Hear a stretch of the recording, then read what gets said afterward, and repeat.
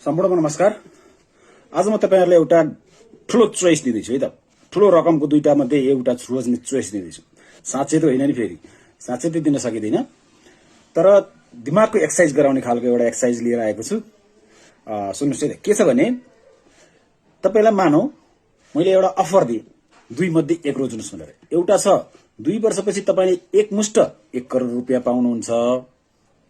अर्को छ त्यसको सट्टामा तपाईले एक्सचेन्ज के गर्न सक्नुहुन्छ भने अबको 1 महिनामा 1 रुपैयाँ पाउनुहुन्छ, त्यसपछि हरेक महिना अघिल्लो महिनाको भन्दा दोब्बर पैसा पाउने गरेर अबको 2 वर्षसम्म अथवा 24 महिनासम्म तपाईले रकम पाउनुहुन्छ।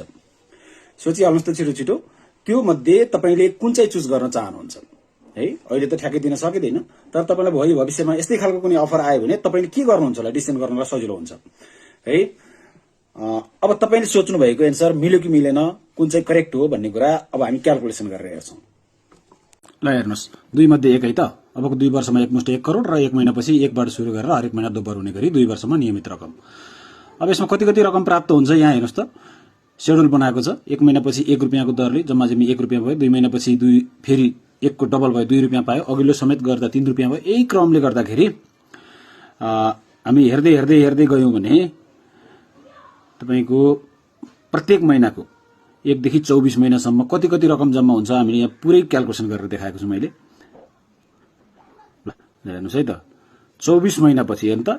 अब 2 वर्षपछि एकमुष्ट रकम 1 करोड र मासिक लिने हो भने मासिक रकमको 1,67,67,215 रुपैयाँ हुने रहेछ।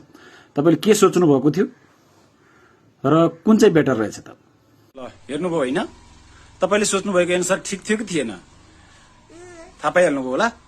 कसैले सोच्नु भएको थियो त, तपाईहरु मध्ये कसैले सोच्नु भएको थियो त 1 रुपैयाँलाई दोब्बर पार्दै जाँदा 24 चोटीमा यति ठूलो रकम बन्छ भनेर?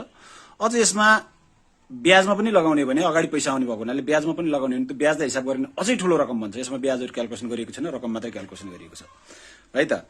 हस्, धन्यवाद।